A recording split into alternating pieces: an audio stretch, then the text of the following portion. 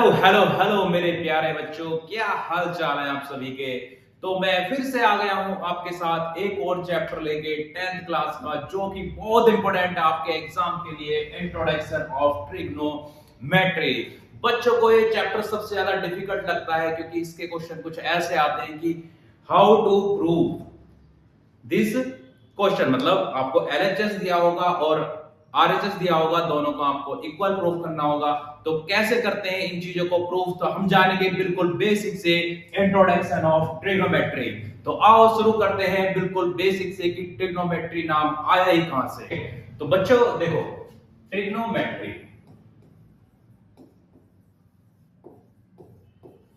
ये नाम एक ग्रीक वर्ड से आया, ठीक है, जिसमें ट्राई का मतलब होता है आपका 3, गॉन का मतलब होता है साइड्स, और मिट्रॉन का मतलब होता है मेजरमेंट। जब हम किसी ट्रायंगल के 3 साइड और उसके 3 एंगल के रिलेशन के बारे में स्टडी करते हैं तो हम उसको कहते हैं ट्रिग्नोमेट्री। अब ये आपके जो 10th क्लास में है, राइट एंगल ट्रायंगल में बस यूज हो रहा है, बट ऐसा नहीं है, ट्रिग्नोमेट्री हर किसी ट्रायंगल में यूज हो सकती है। तो इसमें अगर हम राइट एंगल ट्रायंगल लेते हैं और जो उसकी साइड्स है उसके रिलेशंस के बारे में बात करें, साइड्स के रिलेशन और एंगल्स के रिलेशंस में, तो उसमें से निकल के आते हैं हमारे कुछ रेशियो। तो उन रेशियो को क्या नाम दिया गया, साइड्स के अकॉर्डिंग और एंगल्स के अकॉर्डिंग। तो यहां से मैं क्या ले लेता हूं, सबसे पहले मैं राइट एंगल ट्रायंगल ले लूंगा, एक राइट एंगल ट्रायंगल।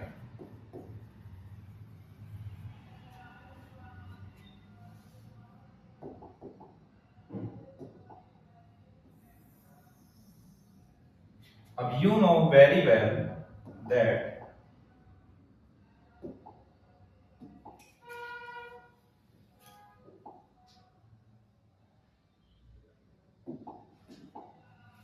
कि इसमें जो आपका ये नाम है ट्रायंगल का ए बी सी, इसमें हम इसको बोलते हैं, अगर ध्यान देने की बात है, अगर मैं ये एंगल ये वाला लेता हूं थीटा, इस एंगल का नाम दे दिया थीटा, व्हाटएवर आप एंगल सी भी दे सकते हो उसको नाम, तो इसके सामने क्या होगा आपका perpendicular, this is perpendicular.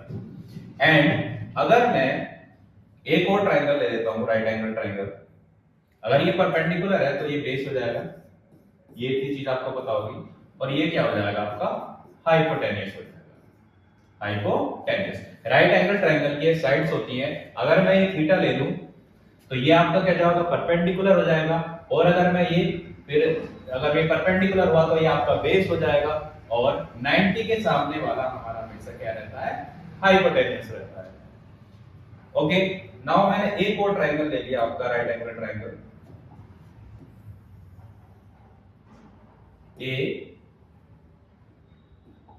A B C.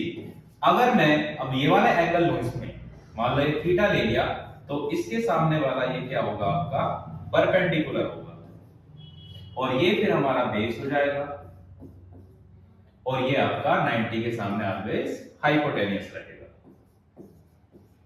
I hope आपको इतनी बात क्लियर हो गई होगी सबसे पहले कि राइट एंगल ट्रायंगल जब हम लेंगे तो अगर हम उसमें एंगल्स और साइड्स के रिलेशनशिप के बारे में बात करेंगे, तो अगर हम थीटा या फिर एंगल ए लेते हैं तो उसके सामने वाला परपेंडिकुलर होगा और उसके साइड वाला क्या हो जाएगा, बेस हो जाएगा। अगर मैं क्या लेता हूं, थीटा यहां पर लेता हूं या फिर एंगल सी ये वाला लेता हूं, तो इसके सामने वाला क्या हो जाएगा, परपेंडिकुलर, और ये आपका नीचे वाला बेस, और ये क्या हो जाएगा आपका हाइपोटेन्यूस। आई होप सो आपको क्लियर है। तो अगर हम एक ट्रायंगल को देखें तो इसमें 3 साइड्स होती हैं, और इन 3 साइड्स को एक एंगल के साथ हम लें तो 6 रेशियो हमारे पास फॉर्म होते हैं।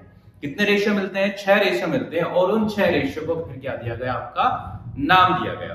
अब उन रेशियो को सिंपली याद रखने के लिए हमें क्या करना पड़ता है, वो चीज हम सबसे पहले देखेंगे। मैं फिर से एक बार राइट एंगल ट्रायंगल ले लेता हूं आपका,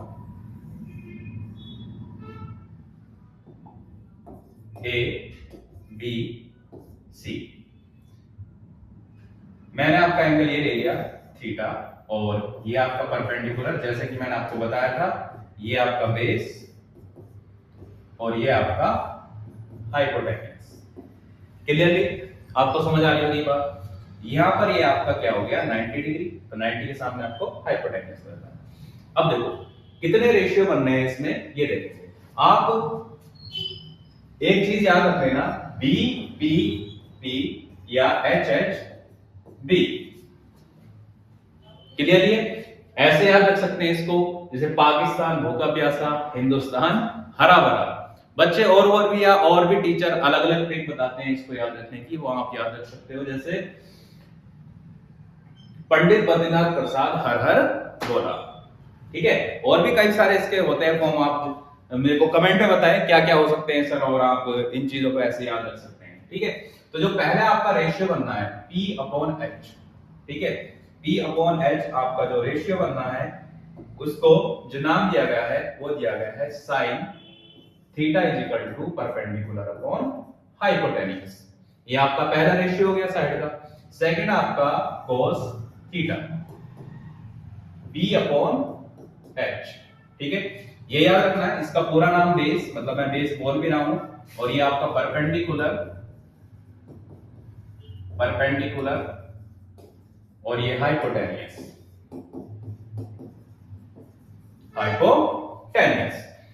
फिर उसके बाद जो आपका P/B है, इसको क्या बोला गया tan थीटा, यानी कि एंगल्स को क्या दे दिया, रेशियो को क्या दे दिया, नाम दे दिया परपेंडिकुलर अपॉन बेस। अब इसको एक बार और ऐसे लिखा जा सकता है, उल्टा तरीके से लिख दो, HH B/PBP। क्लियर है? अब इनको मैंने उल्टा कर दिया तो नाम भी क्या हो जाएंगे, चेंज। तो जैसे इसका हो जाएगा cosec theta equals to hypotenuse upon perpendicular. ये आपको अच्छे से याद रखने हैं, क्योंकि यही क्या होंगे क्वेश्चंस में यूज होंगे। आपको आइडेंटिटीज को याद भी नहीं करना होगा, मैं उनको आपको क्या सिखा दूंगा, आइडेंटिटीज को निकालना सिखा दूंगा। आपको जिंदगी में कभी याद करने की जरूरत नहीं पड़ेगी। फिर उसके बाद आपका आ गया सेक थीटा, वो आ गया आपका H/B, एंड आपका फिर आ गया उसके बाद coat theta equals to B/P। तो ये आपके क्या हो गए, 6 रेशियो हो गए, sine theta, cos theta, tan theta, cosec theta, sec theta, cot theta. अब देखो जो ये आपके रेशियो आए हैं, मैं इनको एक दूसरे के नेम से क्या कर सकता हूं, चेंज कर सकता हूं, ठीक है, अकॉर्डिंग टू दिस रेशियो। तो वो चीज भी आपको अच्छे से पता होनी चाहिए, क्योंकि जब आप क्या करोगे, क्वेश्चंस को प्रूव करोगे, यानी कि कोई चीज आपको sine square theta plus cot square theta दे रखा है, और इक्वल टू मुझे कुछ डिफरेंट प्रूव करना है कि साइन की फॉर्म में चेंज करो, टेन की फॉर्म में चेंज करो, तो वो चीज आपको पता होनी चाहिए। अब देखो कैसे, तो एक बार फिर से रिवाइज करेंगे। साइन थीटा आपका क्या होता है P/H, कोस थीटा आपका होता है B/H, और टेन थीटा आपका क्या होता है P/B। ऐसे ही आपका cosec theta is equal to क्या हो जाएगा H/P, यानी कि इसका अपोजिट, सेक थीटा इसका अपोजिट H/B, और टेन थीटा का cot theta equals to B/B। अब देखो अगर मैं क्या करता हूं, sine theta is equal to 1 cosec theta लिखता हूं, तो यानी कि दोनों का रेशियो फिर इक्वल हो जाएगा, दोनों का रेशियो क्या हो जाएगा, इक्वल हो जाएगा। जैसे देखो साइन थीटा का जो रेशियो होता है आपका क्या होता है, साइन थीटा का रेशियो होता है P/H इक्वल्स टू 1 अब कोसेक थीटा का रेशियो क्या है आपका H/P। तो जब मैं इसको क्या करूंगा, रेसिप्रोकल करूंगा, तो ये क्या बन जाएगा आपस में, p/h बन जाएगा। तो इसलिए हम क्या कहते हैं इसको, sin theta is equal to 1 cosec theta होता है। या फिर क्या हो जाएगा आपका, cosec theta equals to 1 sin theta. I hope so ये पॉइंट आपको क्लियर होगा बड़े अच्छे से। मैंने क्या बताया आपको, sin theta is equal to 1 cosec theta क्यों हुआ और cosec theta is equal to 1 sin theta क्यों हुआ। नेक्स्ट अगर हम देखते हैं तो आपका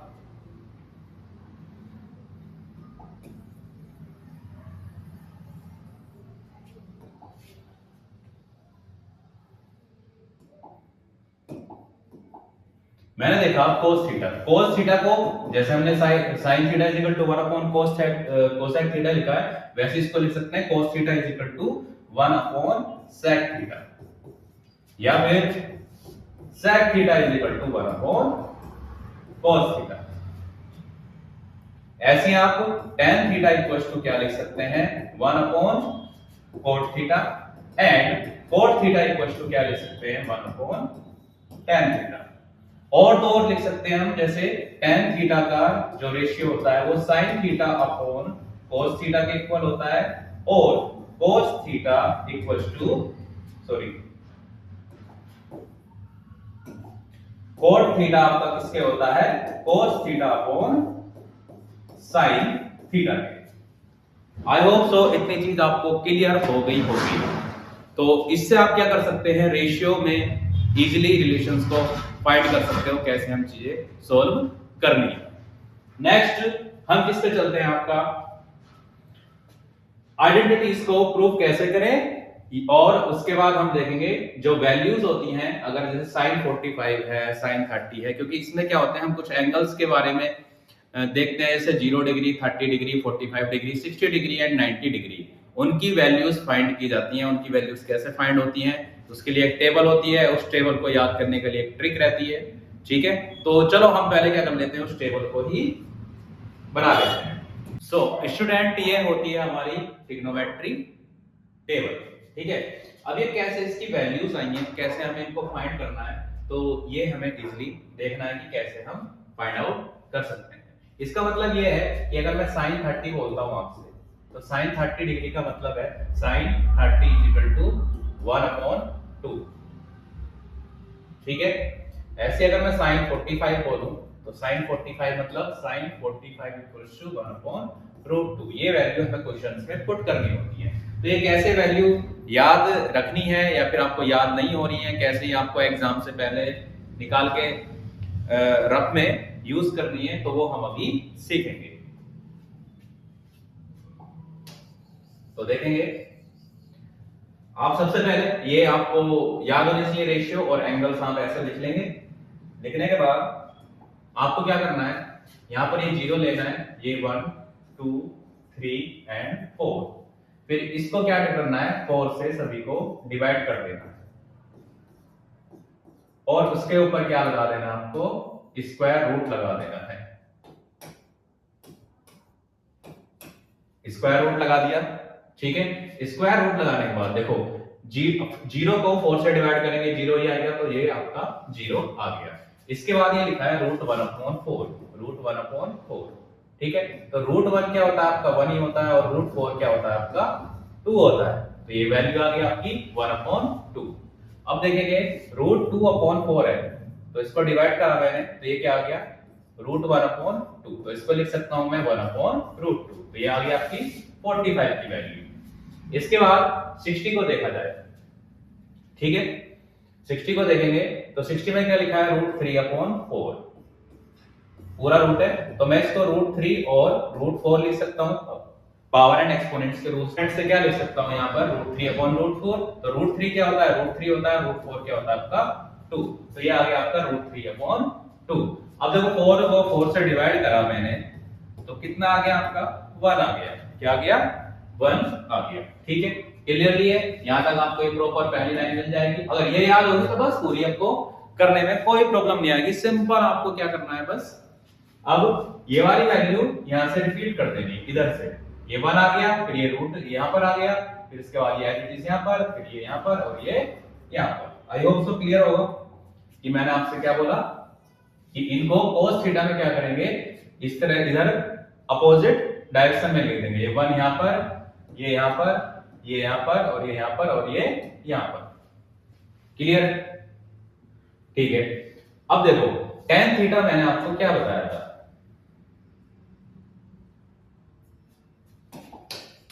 tan थीटा क्या होता है आपका,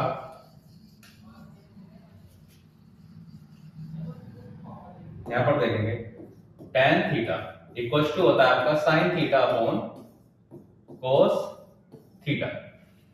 क्लियर है? अब देखो अगर tan जीरो की वैल्यू मुझे निकालनी है, tan जीरो, ठीक है, तो tan जीरो में क्या है आपका, sin थीटा की वैल्यू कितनी, यानी कि sin जीरो की वैल्यू कितनी है आपकी, जीरो, और cos जीरो की वैल्यू आपकी 1। अब जीरो को 1 से डिवाइड करेंगे तो क्या आएगा आपका, जीरो आएगा। क्या आएगा, जीरो। अब आगे देखो मुझे निकालनी है tan 30 की वैल्यू, तो यहां पर क्या पुट करेंगे, sin 30 की वैल्यू अपॉन cos 30 की वैल्यू। ठीक है, तो sin 30 की वैल्यू आपकी कितनी है, sin 30 की वैल्यू है 1/2, और मल्टीप्लाई देखो जो डिवाइड में होता है उसका रेसिप्रोकल कर देते हैं, तो ये हो जाएगा 2/√3। तो ये 2 से 2 कैंसिल हो गया आपका, तो ये आ गई 1/√3 वैल्यू। तो इसकी वैल्यू कितनी आ गई आपकी, √3 अब देखो 45, tan 45 की वैल्यू, ये तो इजीली याद भी रहती है। ठीक है, अगर हम sin 45 अपॉन cos 45 करें तो दोनों की वैल्यू क्या होती है आपकी, सेम होती है, 1/√2 एंड √2/1 हो जाएगा। रेसिप्रोकल हो गया तो इससे कैंसिल हो गया, तो क्या आ गया, ये 1 आ गया। ठीक है, ऐसे मुझे tan 60 की वैल्यू निकालनी है, tan 60 की वैल्यू निकालनी है, तो tan 60 की वैल्यू निकालने के लिए हम क्या करेंगे, sin 60 की वैल्यू पुट करेंगे और cos 60 की वैल्यू पुट करेंगे।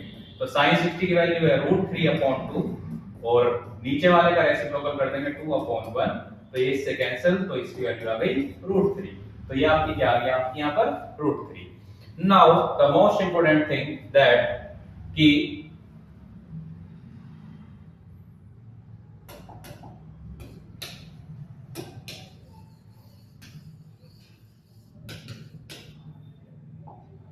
अब tan 90 की वैल्यू इनफाइनाइट या नॉट डिफाइंड क्यों हुई। ठीक है, तो यहां पर अगर tan 90 देखा जाए तो ये किसके रेशियो के इक्वल होता है, sin 90 अपॉन cos 90। ठीक है, अब sin 90 की वैल्यू कितनी है, 1, cos 90 की वैल्यू 0।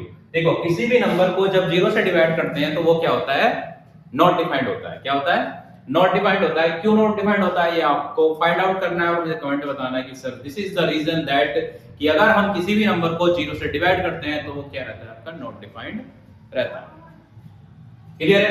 अब इसके बाद मैंने आपको रेशियो बताए थे। ठीक है, क्या रेशियो बताए थे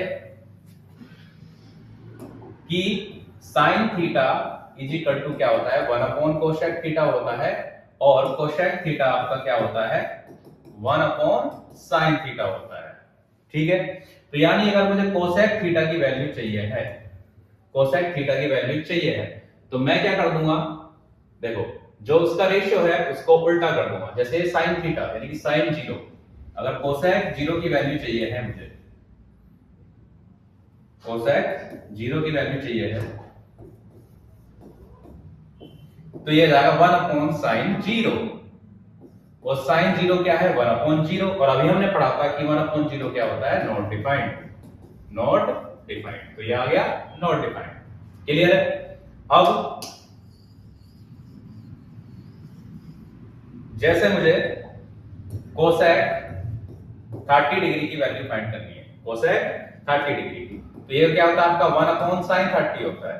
तो यानी कि क्या कर दो, रेसिप्रोकल करना है बस आपको। जैसे इसका रेसिप्रोकल क्या हो गया, 1/2, जैसे 1/1/2 लिखेंगे तो इसका रेसिप्रोकल क्या हो गया, 1 × 2/1। देखिए क्या आ गया आपका 2, तो यानी कि इसका रेसिप्रोकल करा मैंने तो 2 आ गया, इसका रेसिप्रोकल करूंगा मैं तो √2/1 आ जाएगा, इसका रेसिप्रोकल करूंगा मैं तो √3, ओ 2 ऊपर चला जाएगा, √3 नीचे आ जाएगा, ऐसी रेसिप्रोकल इसका।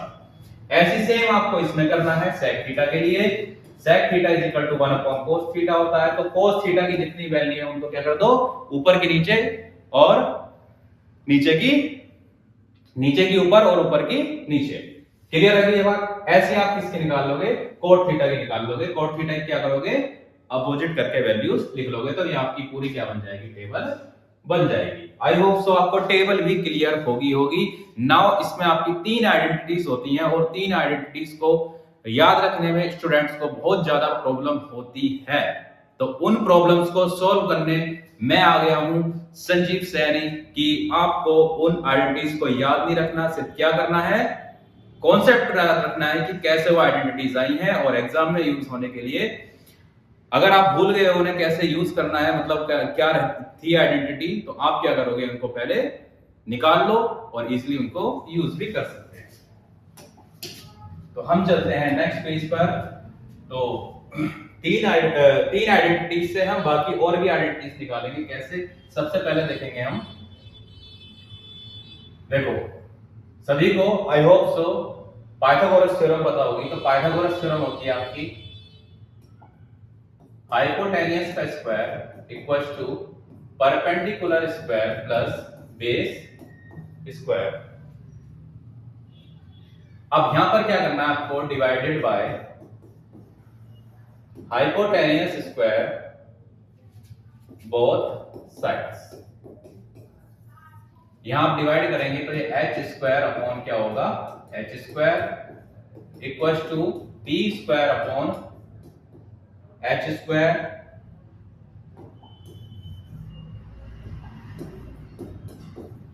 Plus b square upon h square. तो यहां पर आपका हाइपोटेन्यूस स्क्वायर से हाइपोटेन्यूस स्क्वायर कैंसिल आउट हो गया, ये क्या बचा आपका 1। अब मैंने बताया था आपको रेशियो के नाम PBP और HHB। तो परपेंडिकुलर अपॉन हाइपोटेन्यूस किसका होता है, साइन का। किसका होता है, साइन का। तो ये क्या हो जाएगा, sign square theta plus base upon hypotenuse किसका होता है, बेस अपॉन हाइपोटेन्यूस होता है कोस का। तो ये हो गया कोस स्क्वायर थीटा। तो यहां से आपकी पहली आइडेंटिटी मिल जाती है, कौन सी, sine square theta plus cos square theta equals to 1। Clear है? यहीं से हम क्या निकाल सकते हैं कि sine square theta equals to क्या होता है, 1 माइनस कोस स्क्वायर थीटा। मैंने इसको उधर ट्रांसपोज कर दिया। ऐसे यहां से आपका क्या निकल सकता है, cos square theta equals to 1 minus sine square theta.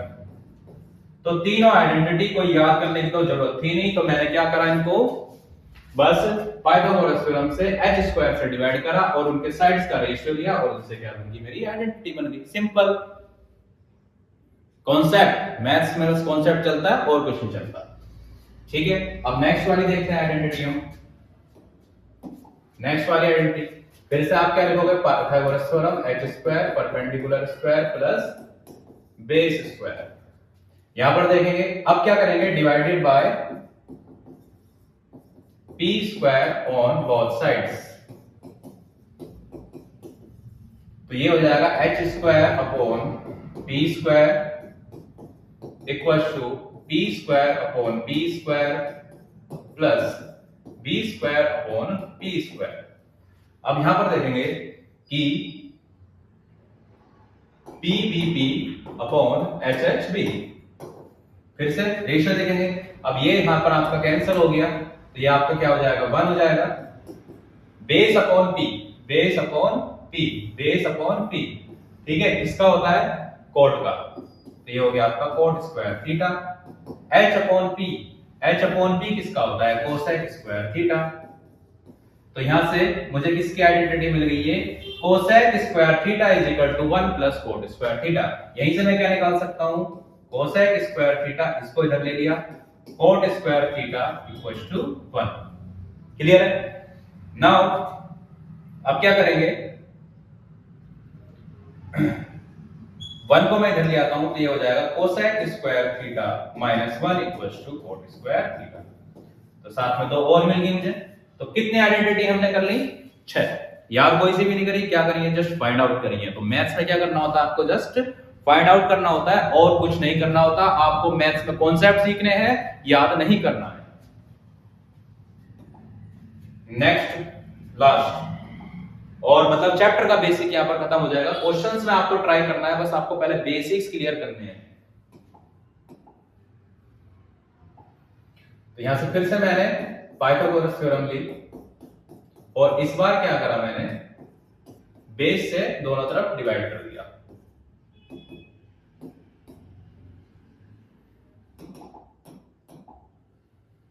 ये पहले लिख देता हूं मैं, डिवाइडेड बाय